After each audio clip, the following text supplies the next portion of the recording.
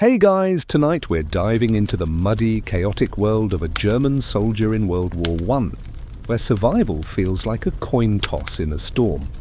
Picture yourself standing in a bustling town square in 1914, the air thick with cigar smoke and patriotic fervor as recruiters shout promises of glory.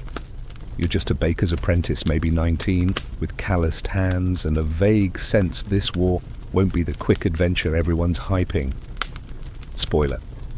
You probably won't survive this, but let's see how far you get.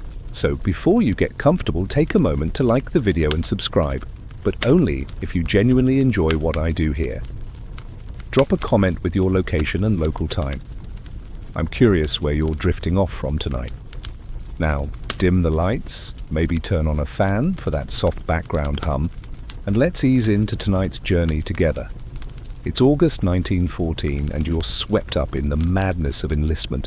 The Kaiser's call to arms echoes through your small German town, where posters plaster every wall, showing stern-jawed soldiers in spiked helmets.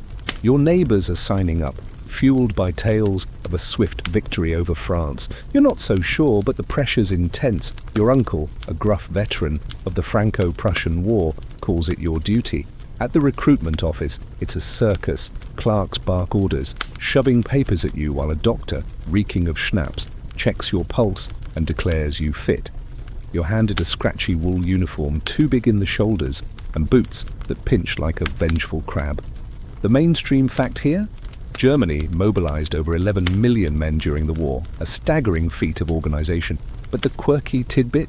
Some recruits were issued uniforms from theater costumes, complete with outdated epaulets because supplies ran short. You're herded onto a train with dozens of other wide-eyed boys, the carriage rattling toward a training camp. The air's thick with nervous chatter. Someone's bragging about his marksmanship, another's already homesick. You clutch a crumpled letter from your mother warning you to stay warm. Out the window, fields blur past, but the mood shifts when you spot a column of wounded soldiers limping home, bandages stained. Historians still argue whether Germany's rapid mobilization was a logistical triumph or a chaotic overreach that stretched resources thin from day one. You feel it now, the system's creaking under its own weight. At the station, a sergeant with a moustache like a broom screams at you to line up. You stumble, your boots still unforgiving, and join the throng. The camp's a sprawling mess of tents and mud, smelling of sweat and coal smoke. You're assigned a bunk, more like a plank, with a blanket thinner than your patience. The first night, you lie awake, listening to snores and distant bugles, wondering if you've made a terrible mistake. Morning comes too soon, with a whistle piercing the dawn. You're handed a rifle, a Mauser Gewehr 98, heavy as a sack of flour. It's sleek, deadly, but you fumble the bolt like it's your first time kneading dough. The sergeant laughs, calling you a Butterfingers recruit, which stings more than it should. Training's next, but for now you're just trying to keep your helmet from slipping over your eyes. You march in circles, your feet blistering, while officers drill you on discipline. The food's a joke, watery soup with mystery meat that tastes like regret. You swap stories with a lanky kid named Hans, who claims he joined to impress a girl. You both chuckle, but there's a nervous edge to it. The war's only weeks old, and already you hear whispers of battles gone wrong at Liège. You're not a soldier yet, just a boy in a uniform, caught in a machine bigger than you can fathom. By week's end, you're shouting Jawohl with the rest, but your heart's not in it. You're learning fast. Survival here means blending in, keeping your head down, and praying the Kaiser's promises hold up. You're knee-deep in the muck of a training camp somewhere in Prussia, where the air smells of damp wool and despair. The dawn whistle shrieks, yanking you from a dream of your mother's kitchen, and you stumble out of your tent, boots sinking into the churned-up earth. Training is no gentle warm-up. It's a relentless grind meant to turn you, a baker's apprentice with flour-dusted hands, into a cog in the Kaiser's war machine. Your Mauser rifle feels like it's conspiring against you, its weight dragging your shoulders down as you march in endless circles. The sergeant, a man with a face like a sour pickle, barks orders in a dialect so thick you barely catch half of it. "Schnell, you lazy swine!" he yells, and you try not to flinch. The mainstream fact? Germany's pre-war training system churned out disciplined soldiers at breakneck speed, with over 2 million men drilled by 1915. But the quirky tidbit? Some camps used wooden rifles for practice due to equipment shortages, which made recruits feel like kids playing war. You're lucky, your rifle's real, but the bayonet drills are a nightmare. You thrust at straw dummies, imagining French soldiers. But all you can think about is how you once fumbled a loaf and got a tongue lashing from your boss. Now, a mistake means a sergeant's boot in your backside. Historians still argue whether this rushed training built resilience or just broke spirits before the front lines did. Your days blur into a haze of marching, shooting, and digging. The rifle range is your least favorite. Your shots scatter like frightened sparrows, and the sergeant calls your aim a disgrace to the fatherland. You smirk, thinking he's probably never baked a perfect rye loaf under pressure. The food's no better than enlistment: cabbage soup so thin it's practically water, and bread hard enough to crack teeth. You swap a cigarette with Hans, the lanky kid from the train, for a bite of his smuggled sausage. He's still talking about that girl back home, but his bravado's fading. "Think we'll ever see a real battle?" he asks. You shrug, not wanting to jinx it. Physical drills are brutal. You crawl through mud under barbed wire, your uniform soaking up sludge like a sponge. One recruit, a wiry Berliner named Klaus, gets tangled and panics, earning a sarcastic "Bravo, hero" from the corporal. You stifle a laugh. It's your first in days. By afternoon, you're digging practice trenches, your shovel biting into the earth like it's personal. The sergeant says it's to prepare for the real thing, but you're starting to suspect he just enjoys watching you suffer. Your hands blister, your back aches, and the rain doesn't help. It drizzles constantly, turning the camp into a swamp. Your boots, still too tight, squelch with every step, and you're pretty sure your socks are plotting mutiny. Nights are no reprieve. You collapse onto your plank bed, the blanket barely keeping the chill at bay. Sleep's interrupted by drills, surprise alarms to simulate night attacks. You fumble your gear in the dark, cursing under your breath as the sergeant screams about Frenchies sneaking up. One night, Hans whispers a joke about the sergeant's mustache looking like a drowned rat. You snort, earning a glare from a bunkmate. Laughter's rare, but it's a lifeline. You're learning to lean on these moments, these fleeting bonds with strangers who might be your only allies when the real war starts. By week's end, you're not the same kid who enlisted. Your muscles ache, but they're stronger. You can load your rifle without dropping the clip, and you've memorized the Kaiser's anthem, though you hum it with zero enthusiasm. The camp's a pressure cooker, forging you into something new or breaking you. You overhear officers muttering about the Western Front, where trenches stretch like scars across Belgium. You're not there yet, but the thought gnaws at you. Hans catches your eye during a rare break, offering a grim smile. "We're going to be legends," he says, half joking. You nod, but inside, you're wondering if you'll even survive the train ride to the front. For now, you focus on the next drill, the next meal, the next chance to rest your aching feet. You're jolted awake by the train's final lurch, your head smacking the carriage window as it squeals to a stop. It's 1914, and you've arrived at the Western Front, somewhere in Belgium, where the air smells of wet earth and something sharper. Gunpowder, maybe, or fear. You grab your Mauser and stumble out, boots sinking into mud that feels alive, eager to swallow you whole. The trench line looms ahead, a jagged scar of earth zigzagging through a blasted landscape. Welcome to your new home, a claustrophobic maze of sandbags and timber, where you'll learn if you've got what it takes to survive. The sergeant from training is gone, replaced by a gaunt officer with eyes like chipped flint, barking at you to move. You're not a baker's apprentice anymore. You're a number, a cog, a German soldier, staring down a war that's already chewing up men like bread crusts.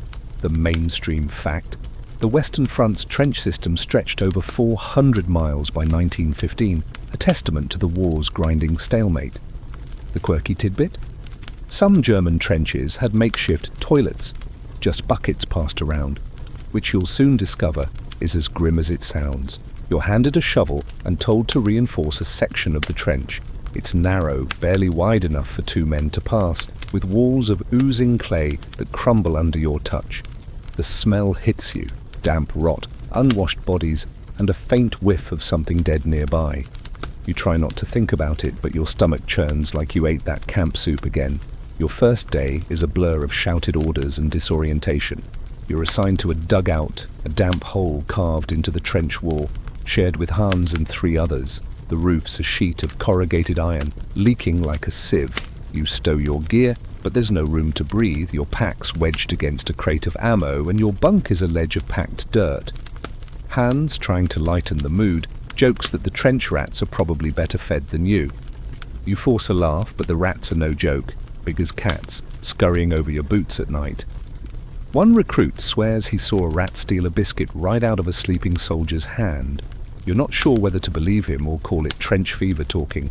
The routine sets in fast. You stand watch at a fire step, peering over the parapet into no man's land, a wasteland of barbed wire and shell craters. The enemy's out there, French or British, but all you see is fog and the occasional flicker of a flare. Your rifle's cold against your shoulder, and your helmet feels like it's crushing your skull. The officer warns you about snipers. One wrong move, and you're done. You learn to keep low, to move like a ghost. Historians still argue whether the trenches were a defensive genius or a muddy death trap that prolonged the war's misery. You're leaning toward the latter as you scrape mud from your bayonet, wondering how it's already caked on. Nights are worse. The cold seeps into your bones, and sleep's a distant memory. You huddle with Hans, sharing a cigarette to ward off the damp. He's quieter now, his talk of that girl back home fading. You both hear it, the distant thud of artillery, like a giant's heartbeat. It's not your fight yet, but it's coming. You're given a tin of bully beef and a biscuit so hard you could use it as a club. You nibble, trying not to think about the bakery's warm loaves. Another soldier, a grizzled corporal named Otto, offers you a sip of looted French wine. To surviving day 1, he says, smirking. You drink, but it tastes like vinegar. Still, it's a small victory in a place where victories are rare. You're learning the trench's rhythm, watch, eat, dig, repeat, and praying you'll last long enough to write home. You're settled into the trench now, if you can call it that, your boots caked with mud that's starting to feel like a second skin. The Western Front is your world, a claustrophobic strip of earth where survival hinges on mastering the daily grind. You wake to the same grey dawn, the air heavy with damp and the faint stink of latrine buckets. Your routine is a numbing cycle. Stand watch, eat what passes for food, dodge rats, and scratch at the lice burrowing into your seams. It's 1914, and you're learning fast that war isn't all charges and glory. It's a slog, and you're just trying to keep your head above the muck. The mainstream fact? By 1915, trench warfare defined the Western Front, with soldiers on both sides enduring similar conditions of filth and fatigue. The quirky tidbit? German soldiers sometimes used empty shell casings as makeshift coffee pots, boiling bitter brews over tiny fires. You try it once, scalding your fingers on a jagged casing, and the coffee tastes like rust and regret. You're not sure if it's ingenuity or desperation, but you sip it anyway, huddled in your dugout with Hans, who's taken to naming the rats. That one's Kaiser Wilhelm, he whispers, pointing at a fat one gnawing your biscuit crumbs. You chuckle, but it's a tired sound. Humor's your only shield against the monotony. Your day starts at the fire step, scanning no man's land through a periscope, because poking your head up is a sniper's invitation. The landscape's a nightmare, craters, barbed wire, and the occasional lump that might be a body. You're told to watch for movement, but all you see is mist and the flicker of distant flares. Breakfast is a tin of bully beef, stringy and cold, with a biscuit you soak in water to avoid breaking a tooth. You trade a cigarette with Otto, the corporal, for a spoonful of jam he liberated from a supply crate. He winks, saying it's the sweetest thing you'll find this side of Berlin. You spread it thin, savouring the taste, but it's gone too fast. Lice are your real enemy now. They're everywhere, crawling under your collar, leaving red welts that itch like madness. You try burning them out with a candle stub, but it's a losing battle. Hans suggests shaving your head, but you're not ready to give up what little dignity you've got left. The latrine bucket's another horror. past along the trench, sloshing with every step. You gag, holding your breath, and pray you don't trip. Historians still argue whether the trench's squalor caused more casualties through disease than combat did. You're betting on disease, given how your cough's starting to sound like a rusty hinge. Boredom is its own beast. Hours stretch like years, and you're stuck cleaning your rifle or patching sandbags. You carve your initials into a wooden plank, a small act of defiance against the war's erasure. Otto teaches you a card game, but he cheats, grinning like a fox when you call him out. Keeps you sharp, he says. You laugh your second of the day, and it feels like stealing from the war. Letters from home arrive sporadically. Your mother's latest is a mix of prayers and news about the bakery. You read it by candlelight, the words blurring as your eyes sting. You don't write back yet. What can you say that won't worry her? Nights bring a tense quiet, broken by the distant rumble of artillery or a rat skittering over your boots. You share a blanket with Hans, the dugout's chills seeping through the dirt walls.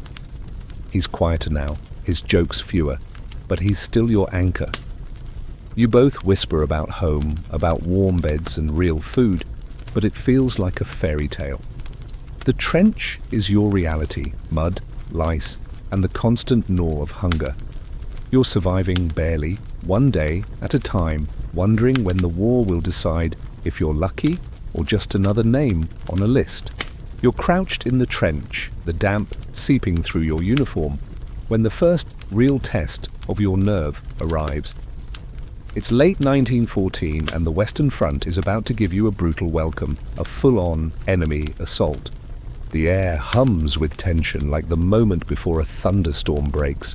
You grip your Mauser, its cold steel grounding you, but your heart's hammering so loud you're sure the enemy can hear it across no man's land. The officer, his voice sharp as a bayonet, shouts for you to man the fire step. You scramble up, boots slipping, and peer into the dawn fog. Shapes move out there, British soldiers maybe, or French, advancing like ghosts through the craters. This is it, your baptism by fire, and you're not sure if you'll come out the other side. The mainstream fact? The Battle of Ypres in 1914 saw some of the war's earliest mass casualties, with German losses topping 130,000 in just weeks. The quirky tidbit?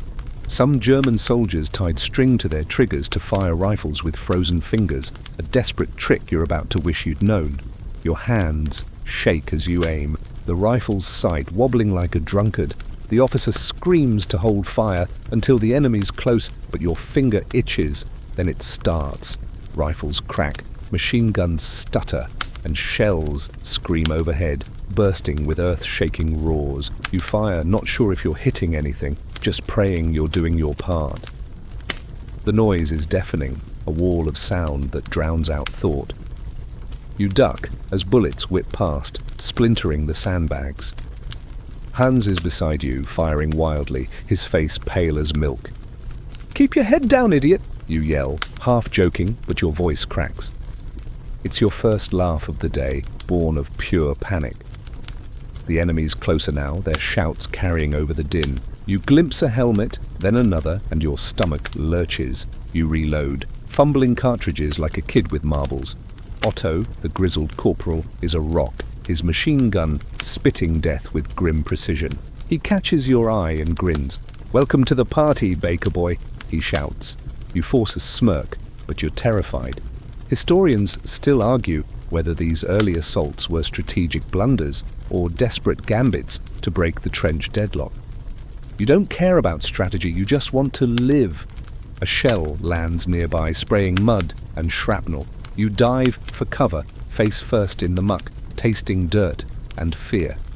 The trench shakes, and someone screams, a sound that cuts deeper than the shelling. You crawl back to the fire step, heart pounding, and fire again. The enemy falters, their line breaking under the hail of bullets. You're not sure if it's your doing, but the attack slows, then stops. The fog swallows the retreating figures and the trench falls quiet, save for the moans of the wounded. You slump against the wall, breath ragged, your rifle hot in your hands. Hans is still there, panting, his eyes wide but alive. You share a look, no words needed. The officer stalks by, checking the line, muttering about ammunition. You're handed a canteen, and the water tastes like salvation, even if it's stale. Otto claps your shoulder, saying you didn't flinch too much for a greenhorn. It's faint praise, but you take it. The trench is a mess. Sandbags torn, a section collapsed, and a new smell, sharp and coppery, lingers. You don't look at the bodies being dragged away. Night falls, and you're back on watch, the adrenaline fading into a bone-deep ache. You survived your first fight, but the war's got more in store, and you know it's only a matter of time before it tests you again. You're slogging through the trench, where the mud's turned into a greedy beast, sucking at your boots with every step. It's early 1915, and the Western Front is drowning under relentless rain, transforming the battlefield into a swamp that could swallow a man whole. You're no stranger to the trench's misery by now, but this is different. A soul-crushing slog where the earth itself seems to be your enemy. Your uniform's soaked, heavy as a sack of wet flour, and your rifle's caked with sludge you can't fully scrape off. The air's thick with the stench of rotting wood, and something worse, a sour decay you try not to name. You're just trying to stay upright, to keep moving, because stopping feels like surrendering to the mud's cold embrace. The mainstream fact? The Western Front's rainy seasons turned trenches into quagmires, contributing to thousands of non-combat deaths from exposure and disease. The quirky tidbit? Some German soldiers used empty ammo crates as makeshift boats to cross flooded trench sections, a trick you're eyeing with skepticism as you wade knee-deep. You're hauling sandbags to shore up a collapsing wall, each one heavier than the last, your hands raw from the coarse burlap. Hans is nearby, cursing as his shovel sticks in the slime.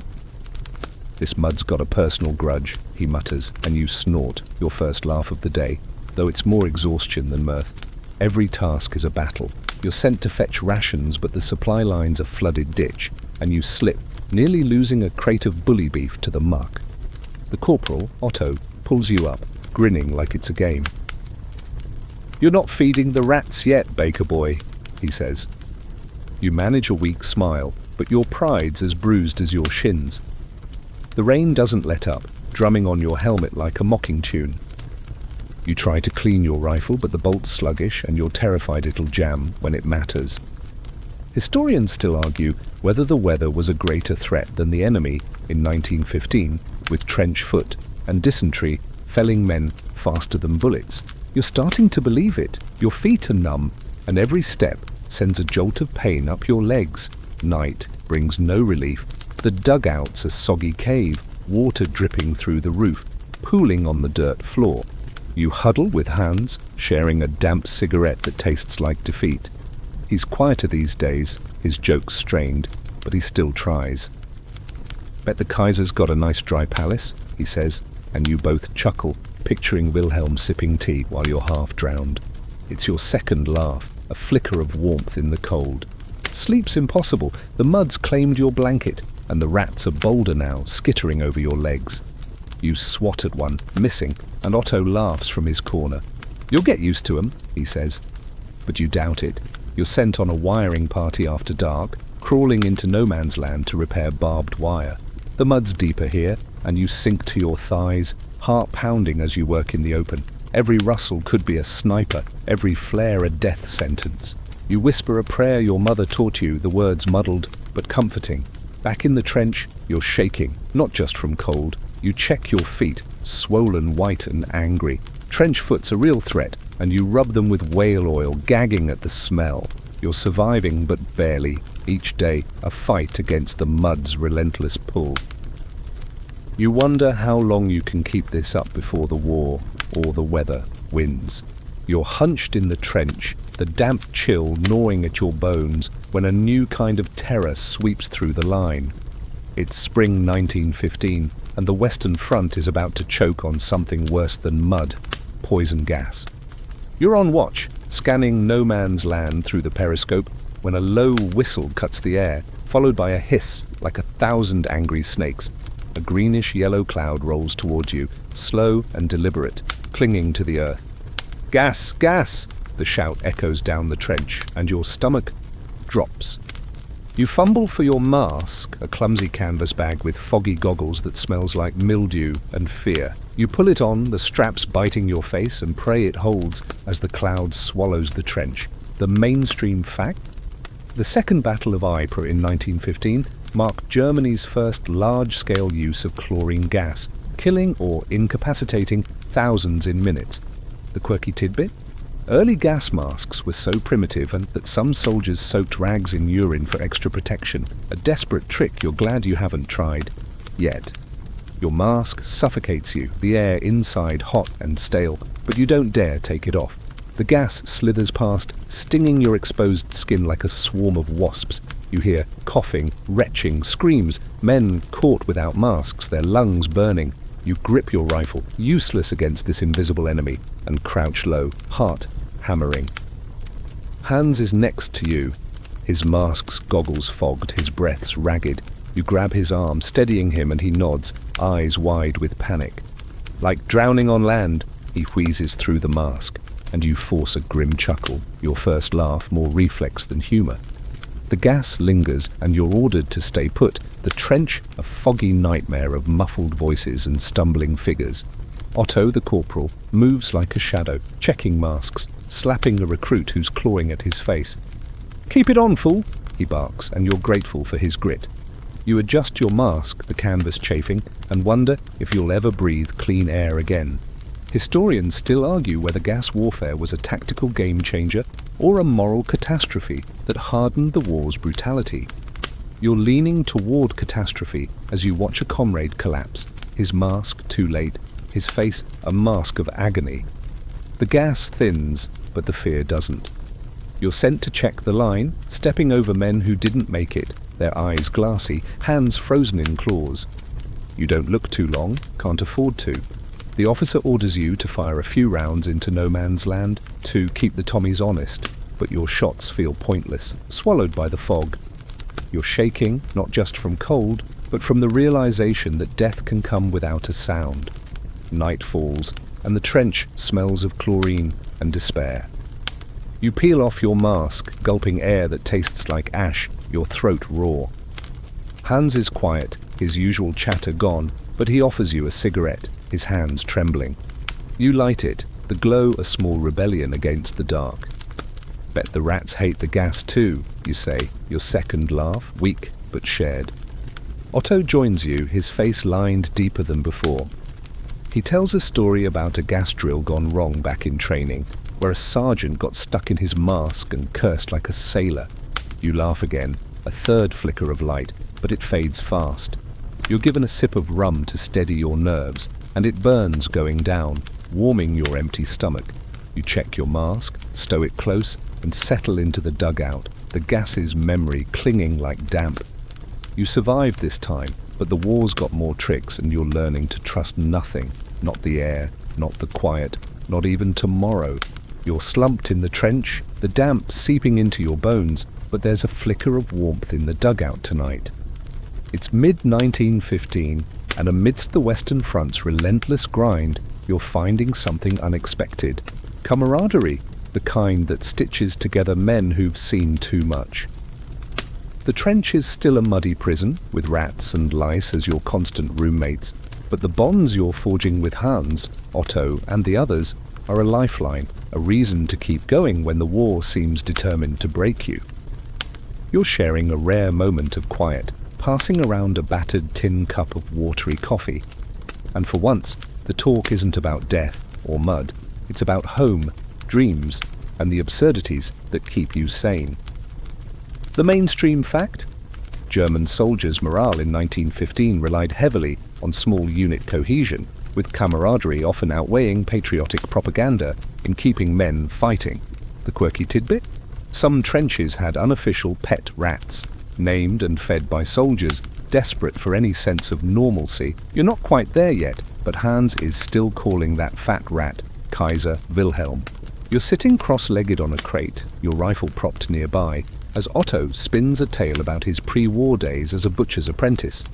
"Once carved a pig so fast the farmer swore I was a wizard," he boasts, and you laugh, your first of the day, a genuine one that shakes loose the tension in your chest. Hans chimes in, confessing he used to sneak pastries from his sister's bakery to impress that girl he's always on about. "She kissed me once, then slapped me for stealing," he says, grinning. You tease him, saying she probably regretted the kiss more, and the dugout erupts in chuckles, your second laugh warm and shared. These moments are rare, like finding a dry sock in the trench. You swap your own story about the time you burned a batch of rye loaves and blamed the oven. Otto snorts, calling you a master of excuses, and you shrug, playing along. The joking keeps the darkness at bay, even if just for a night. Historians still argue whether these bonds were born of necessity or genuine brotherhood, with some claiming shared suffering created ties stronger than family. You feel it now, passing the coffee tin to a new guy, a wiry kid named Fritz who's barely 18. He's quiet, still shell-shocked from a recent gas scare, but you nudge him to talk. He mumbles about his dog back home, a mutt named Bruno, who'd steal sausages off the table. You all laugh, your third, softer but real. And you see Fritz's shoulders relax. You're learning the trench's unwritten rule. You look out for each other because no one else will. The night deepens and you're tasked with a quick repair on the parapet, hammering stakes into the mud with hands. You work in sync, passing tools without a word, your rhythm honed by weeks of shared survival. Back in the dugout, Otto's started a card game, cheating as usual, but no one minds. You lose a cigarette to him, grumbling, but it's worth it for the grin he flashes. A letter arrives from your mother, and you read it aloud, skipping the parts about her worrying. The men listen, nodding, and Hans shares one from his sister, full of gossip about their town. These glimpses of home knit you closer, a fragile thread against the war's unraveling. As you settle in, the distant thud of artillery reminds you the war's still out there, waiting. But tonight, you've got Hans's bad jokes, Otto's tall tales, and Fritz's shy smile. You're not just surviving, you're holding on to something human, something the war can't touch. You curl up on your dirt ledge, the dugout's damp walls less oppressive with your comrades' snores filling the air. Tomorrow's another day of mud and danger, but for now, you've got this makeshift family and it's enough to keep you going. You're shivering in a trench that's become a frozen hell, your breath clouding in the bitter air as winter 1915 clamps down on the Western Front. The mud's hardened into jagged ruts, and the cold is a new kind of enemy, one that creeps into your bones and stays there. You're bundled in every scrap of clothing you've got, a tattered scarf from home, a wool coat that's more holes than fabric, but it's not enough. Your fingers are numb, your toes distant memories, and you're fighting to keep frostbite from claiming you. The dugout offers little shelter, its dirt walls iced over, and the roof leaks snowmelt that drips onto your helmet with a mocking plink. You're learning fast that surviving this war means battling nature as much as the enemy. The mainstream fact? Winter conditions on the Western Front in 1915 caused thousands of cases of frostbite and trench foot, with German medical records noting over 100,000 non-combat casualties. The quirky tidbit? Some soldiers stuffed their boots with straw or newspaper for insulation, a trick you're trying with a torn-up propaganda leaflet about the Kaiser's invincible army. It's not much, but it's better than nothing. You're on fatigue duty, hauling firewood to a makeshift brazier, each log feeling like a boulder in your frozen hands. Hans is with you, his nose red as a beet, muttering about how he'd trade his rifle for a hot bath. "Bet the rats are warmer than us," he grumbles, and you laugh. Your first of the day, a puff of white in the frigid air. Every task is torture. You're sent to chip ice from the trench floor, your shovel ringing against the frozen earth. Your fingers ache, and you fumble, earning a sharp word from Otto, who's nursing a cough that sounds like gravel. He softens, though, and hands you a sip of schnapps from a flask he found. It burns, but it's a fleeting warmth, like a memory of summer.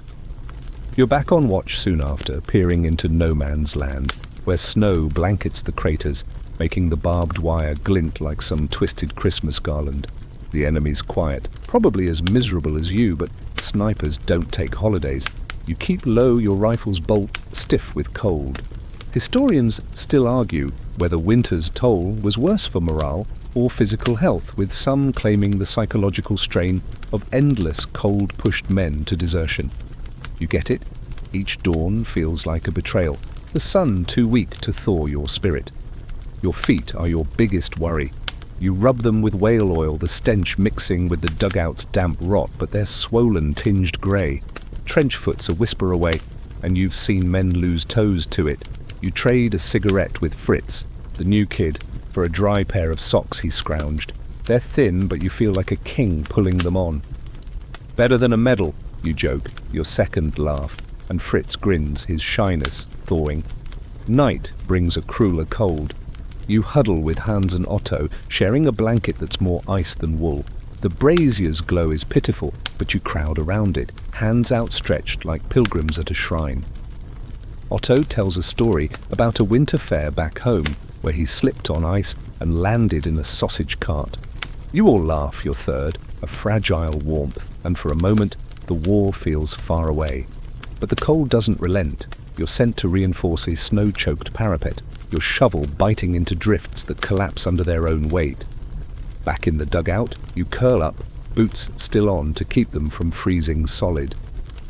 Hans is snoring, Otto's cough worsening, but their presence is a comfort. You're fighting frostbite, hunger and despair, but you're not alone. Tomorrow's another frozen day, and you're praying your luck holds against the winter's grip. You're pressed against the trench wall, the earth trembling like it's alive, as an artillery barrage unleashes hell around you.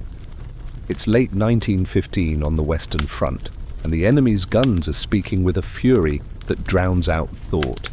Shells scream overhead, bursting with thunderclaps that shake your bones, spraying mud and shrapnel like a vengeful storm.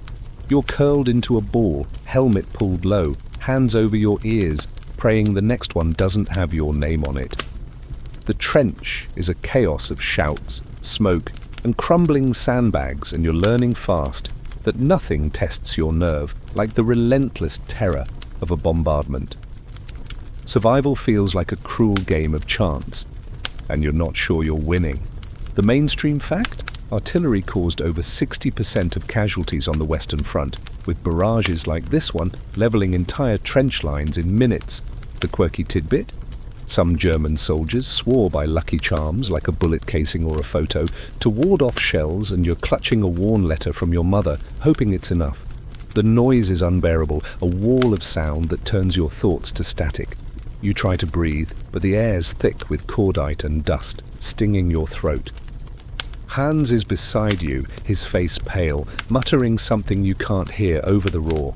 You nudge him, half joking, "Save your prayers for the rats!" It's your first laugh, a desperate gasp, but it keeps you grounded. The shells keep coming, each one closer, the earth bucking under you. A direct hit collapses a nearby section, burying 2 men. You don't look, can't look, just focus on staying small. Otto's shouting orders, his voice hoarse but steady, directing men to brace the line. He catches your eye, mouthing, "Stay low, Baker boy." You nod, grateful for his calm, but your hands shake as you grip your rifle, useless against this storm. A shell bursts overhead, and shrapnel pings off your helmet, leaving a dent you'll find later.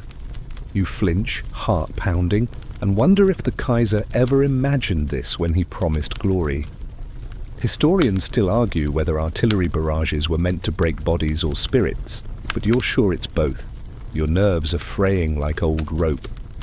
Hours crawl by, the barrage relentless. You're sent to clear debris from a blocked trench, crawling through mud, churned with splintered wood, and worse. You work fast, head down, as shells whistle above. Fritz, the new kid, is with you, his eyes wide but focused. He stumbles, and you pull him up, your arm aching. "Oh, you won!" he pants, and you smirk, your second laugh, a flicker of defiance. Back at your post, you're handed a tin of cold soup, but your stomach's too knotted to eat.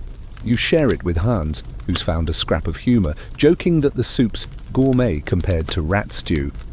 You both chuckle, your third laugh, weak but shared, and it's a reminder you're still human. Night falls and the barrage eases, leaving a ringing silence that's almost worse. The trench is a wreck. Sandbags shredded, a dugout caved in, and the air heavy with loss. You're on watch, scanning no man's land, where fresh craters steam in the moonlight. Your hands are still shaking, but you light a cigarette, the glow a small act of rebellion. Otto joins you, his cough worse, but he's got a grim smile. "We're still here," he says, and you nod, too tired to speak. You check your mother's letter, still tucked in your pocket, and it's enough to keep you going. The bombardment's over, but the fear lingers, a shadow you can't shake. Tomorrow's another day, and you're praying the guns stay quiet, but you know better than to hope. You're crawling through the barbed wire and craters of no man's land, the darkness pressing against you like a living thing. It's late 1915, and you're on a night patrol, a mission that feels like a death sentence whispered in the trenches' shadows. The Western Front is a graveyard under moonlight, with shell holes and tangled wire stretching endlessly before you. Your heart's pounding, your Mauser slung tight against your back, and every rustle in the mud could be an enemy patrol or a sniper's scope. You're not alone. Hans and Fritz are with you, their breaths shallow, their boots muffled by rags to dull the sound. This is survival stripped bare. One wrong move and you're not coming back. The mainstream fact? Night patrols were critical for gathering intelligence, with German units conducting thousands in 1915 to map enemy positions. The quirky tidbit? Some soldiers smeared their faces with mud or boot polish to blend into the night, a trick you're using now, your cheeks gritty and cold. You move low, belly to the ground, the mud sucking at your knees. The wire snags your sleeve and you freeze, waiting for a flare to betray you. None comes, but your pulse doesn't slow. Hans leads, his silhouette barely visible, and you follow, trusting his knack for staying calm. Fritz is jumpy, his breathing too loud, and you nudge him to quiet down. "Think of your dog, Bruno," you whisper, half joking, and he nods, managing a faint smile, your first laugh, a ghost of humor in the dark. The objective is simple but brutal. Scout the enemy's trench line, note their machine gun posts, and get back alive. You slither past a shattered tree, its branches clawing the sky like a warning. A flare arcs overhead, and you flatten yourself, face in the mud, tasting dirt and decay. The light fades, and you move again, heart hammering. Historians still argue whether these patrols were worth the risk, with some claiming they shaped battle plans while others call them suicidal gambits for minimal gain. You're leaning towards suicidal as you spot the enemy trench, its sandbags looming like a fortress. You sketch a rough map in your head, counting gun emplacements, but a twig snaps under Fritz's boot, and you all freeze, expecting a hail of bullets. Nothing. Just silence, thick and heavy. You're halfway back when you hear voices, English low and sharp. You signal Hans, and you all drop into a crater, the water inside soaking you to the waist. The voices pass, a patrol of their own, and you hold your breath, praying they don't look down. Your rifle's useless in this muck, but you clutch it anyway, a talisman against the fear. Hans whispers, "Bet they're as scared as us." And you stifle a chuckle, your second laugh born of shared terror. The patrol moves on and you crawl again, wire tearing at your hands. Back in your trench, Otto's waiting, his face taut, until he sees you. "Thought you were rat food," he says, and you grin. Your third laugh, relief, flooding through you. You report to the officer, your voice steady despite the shaking in your legs. He nods, scribbling your intel, and you're dismissed to the dugout. You collapse, mud-soaked and shivering, but alive. Hans slaps your back. Fritz offers a cigarette and you share it, the smoke curling in the damp air. You're too wired to sleep, the memory of no man's land clinging like the mud on your boots. You survived the patrol, but the war's got more ways to test you, and you know the night's dangers are just a prelude to what's coming. You're hunched in the dugout, a flickering candle casting shadows on the dirt walls as you clutch a crumpled sheet of paper. It's 1916 and the Western Front's relentless grind hasn't let up, but tonight you're stealing a moment to write home. The trench is quieter than usual, the distant artillery, a dull heartbeat. and you're surrounded by the soft snores of Hans and Fritz. Your pencil's a stub, barely usable, and the paper's scavenged from a supply crate, but this letter is your tether to a world beyond mud and fear. You're crafting hopeful lies, painting a picture of bravery and small comforts, because the truth, your hunger, your exhaustion, the ever-present spectre of death, would break your mother's heart. The mainstream fact? Letters were a lifeline for soldiers, with the German postal service delivering millions to the front, boosting morale despite heavy censorship. The quirky tidbit? Some soldiers tucked pressed flowers or sketches into their letters, a touch of beauty you're tempted to try, but the trench offers nothing but mud and wire. You start writing, your hand stiff from the cold. Dear Mother, I'm well, eating decently, and we've got a dry dugout. It's a lie, the dugout leaks, and your last meal was a tin of stringy beef you shared with a rat. You add a joke about Hans snoring louder than a shell barrage, hoping it'll make her smile. You chuckle at the thought, your first laugh a quiet puff in the damp air. You describe a fictional day, standing watch, joking with comrades, even a hot coffee you never had. The truth? You're rationing cigarettes, your boots are rotting, and you haven't slept properly in weeks. You write about Otto's tall tales, leaving out his worsening cough, and mention Fritz's dog, Bruno, to keep things light. Your mother's last letter, full of bakery gossip and prayers, sits in your pocket, and you skim it again, her words a balm against the war's weight. You promise to send her a souvenir, maybe a French coin, though you've got nothing but lice to spare. Hans stirs, muttering in his sleep, and you whisper, "Keep it down, hero." He doesn't wake, but you smirk, your second laugh a flicker of warmth. Historians still argue whether soldiers' letters hid the war's horrors to protect loved ones or to cope with their own trauma. You're doing both, your words a shield for her, and a way to pretend you're still the boy who needed dough, not a soldier dodging shells.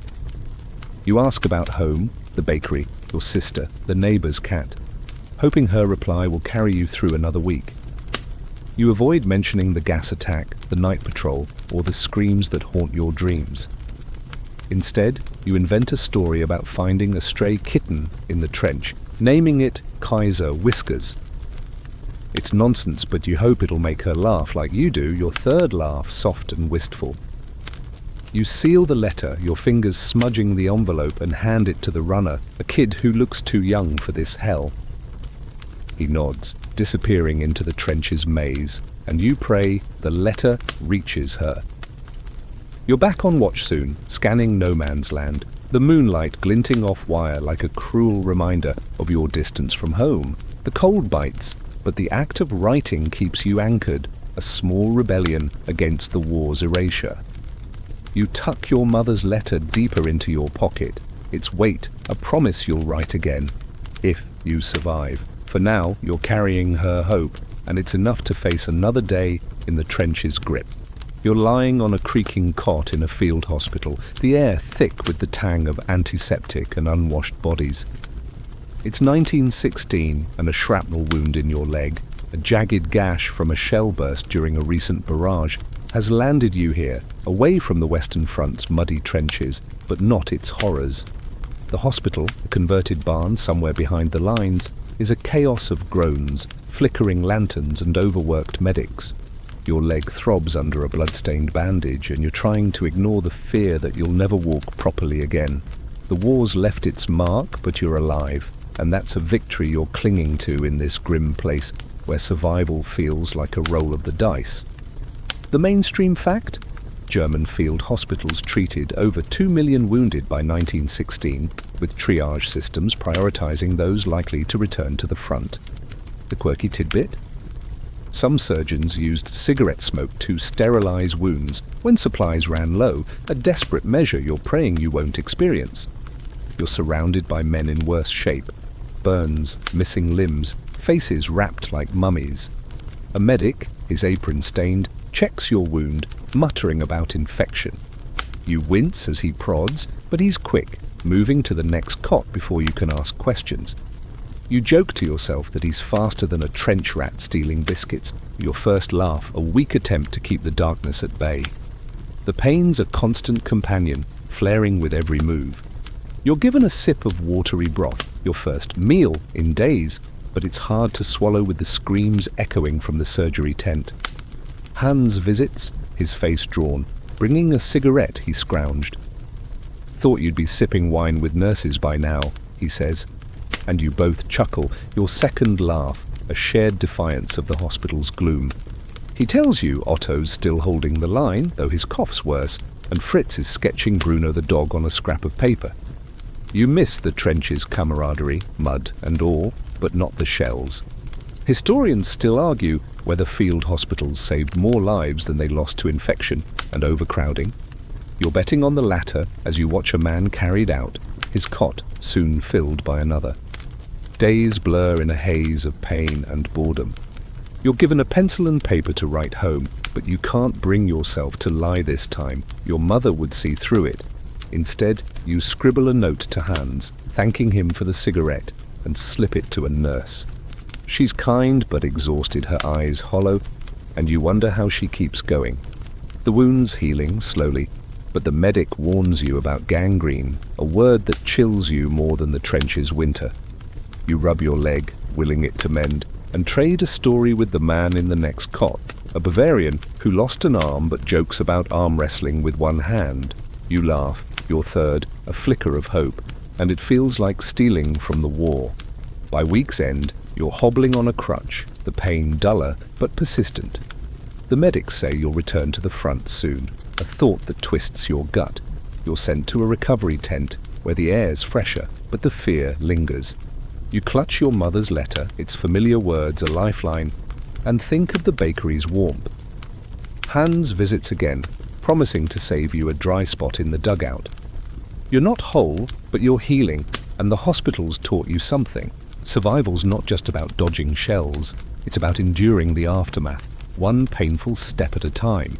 You're back in the trench, your leg still aching from the shrapnel wound, but the Western Front waits for no one. It's early 1917 and you're thrown into a desperate offensive, one of those grand pushes the officers swear will break the stalemate. The air's thick with smoke and the metallic tang of fear as you clutch your Mauser, its weight a familiar burden. The trench is alive with men, their faces grim, bayonets fixed, ready to charge into no man's land. You're not the wide-eyed baker's apprentice anymore, you're a scarred soldier, and this assault feels like the war's last cruel test. Hope's fading, but you've got Hans, Otto, and Fritz beside you, and that's enough to keep your boots moving, the mainstream fact. Germany's 1917 offensives, like those at Arras and Passchendaele, cost hundreds of thousands of lives for minimal gains, epitomizing the war's futility. The quirky tidbit? Some soldiers carried trench knives made from broken bayonets sharpened to a wicked edge. You've got one tucked in your belt, a grim souvenir from a fallen comrade. The whistle blows and you scramble over the parapet, heart pounding, into a storm of bullets and shells. The ground's a churned mess of mud and craters, and you stumble, your bad legs screaming. Hans pulls you up, shouting, "Not your day to nap, baker boy." You laugh, your first, a ragged gasp amid the chaos. The charge is a nightmare. Machine guns chatter, mowing down men like wheat, and you dive into a shell hole, mud splashing your face. You fire blindly, your rifle's recoil jarring your shoulder, and crawl forward, wire snagging your coat. Otto's ahead, waving you on, his cough drowned by the roar of artillery. You spot Fritz, his face pale but set, and you nod, a silent promise to stick together. The enemy trench looms, sandbags bristling with rifles, and you hurl a grenade, its blast a fleeting victory. Historians still argue whether these offensives were strategic necessities or reckless slaughters driven by pride. You're leaning towards slaughter as you leap into the man in front of you, bayonet ready, only to find the trench half empty, the defenders fleeing. You secure the trench, panting, but the cost is brutal. Half your platoon's gone, their bodies strewn across no man's land. You slump against a fire step, your leg throbbing, and share a cigarette with Hans, who's coughing blood now, his eyes still sharp. "Bet we look like heroes," he jokes, and you both laugh. Your second, a bitter nod to the madness. Fritz is binding a gash on his arm and you help, your hands steady despite the cold. Otto's barking orders, but his voice is weaker, and you to hold the line, but his voice cracks and you worry he won't last. You're given a captured tin of British tea, stale but warm, and sip it, savouring the small comfort. The trench smells of cordite and death, but you focus on the moment, on your comrades. Night falls and you're on watch, scanning the reclaimed ground, knowing a counterattack's coming. The stars are out, mocking the carnage below, and you're shaking, not just from the war, but from the realization that this push gained a few yards at a price too steep. You check your trench knife, its edge glinting, and whisper to Hans about home, about the bakery's ovens, about anything but the bakery's warmth. You're not sure if you're alive, but you're fighting for them, Hans, for yourself, and you're praying this offensive isn't your last. Section 15. You're standing in the trench, the air heavy with an eerie quiet, as whispers ripple down the line. The war is over.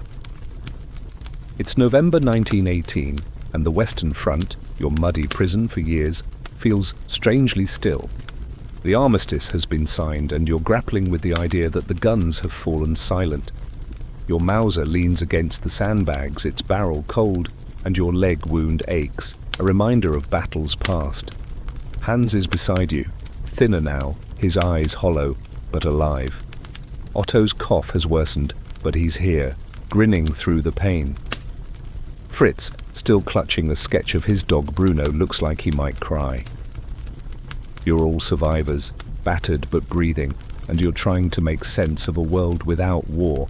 The mainstream fact, the armistice of November 11th, 1918, ended World War I, halting 4 years of slaughter that claimed over 8 million soldiers' lives, including 2 million Germans. The quirky tidbit? Some German soldiers celebrated the armistice by trading cigarettes with Allied troops, a fleeting moment of humanity you're witnessing now as a British soldier tosses you a pack across no man's land. You catch it, nodding, and Hans jokes, "Better than our rations." You laugh, you're first, a soft release of tension, like exhaling a breath you've held for years. The trench is a ghost of itself, littered with abandoned gear and memories. You're ordered to gather your kit, but there's no rush, no urgency. The officer, usually sharp as a bayonet, speaks softly, his voice tinged with disbelief. You share the British cigarettes with Hans, Otto and Fritz, the smoke curling in the crisp air. You talk of home, the bakery's warmth, Hans's girl, Otto's butcher shop, Fritz's dog. It feels real now, not a distant dream. Historians still argue whether the armistice marked a true peace or sowed seeds for future conflict, but you don't care. You're alive, and that's enough. You joke about baking a loaf for the Kaiser with extra mud, and the dugout echoes with laughter. Your second, warm and shared. You're marched to a staging area past fields scarred by war, where poppies poke through the mud. The sight stirs something in you, a fragile hope. You write a final letter home, no lies this time. "I'm coming back, Mother." The words feel like a promise. Fritz sketches you all together, a memento of survival, and you tuck it with your mother's letters. Otto slaps your back, saying, "We beat the odds, Baker boy." You grin, your third laugh lighter than you thought possible. The war's over, but its weight lingers in your scars, your memories, your dreams.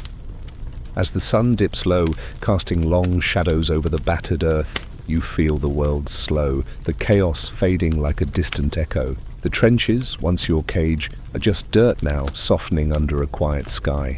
You imagine your mother's kitchen, the smell of fresh bread, the warmth of a fire. Your eyelids grow heavy, the day's tension unraveling, and you let the stillness wrap around you. The war's done, and you're here, breathing, whole enough to walk toward home. Let the stars keep watch tonight, their gentle light a promise of rest. You're safe now, carried by thoughts of tomorrow, drifting into a peace you've earned. You're walking away from the trench, the mud no longer clinging to your boots, the air softer now like a sigh of relief. The Western Front fades behind you, its scars blurring into the earth, and you picture your small town, the bakery's glow, your mother's smile waiting. The world feels vast again, not confined to sandbags and wire, and each step carries you closer to a life you almost forgot. The wind whispers, cool and gentle, brushing your face like a lullaby, and you let it soothe the years of fear and frost. Hans's laughter, Otto's steady voice, Fritz's quiet sketches, they're with you, woven into your heart, a warmth no winter can steal. You're heading home, where ovens hum and mornings are kind, where the weight of a rifle gives way to the weight of dough in your hands. The stars above are steady, their light a soft blanket, and you feel your breath slow, your shoulders ease. The war's a memory now, distant, fading, and you're wrapped in the promise of rest, of days without whistles or shells. Close your eyes, let the quiet hold you, and drift into a dream where the world is gentle, where you're safe, where tomorrow waits with open arms. Sleep now, sweet dreams.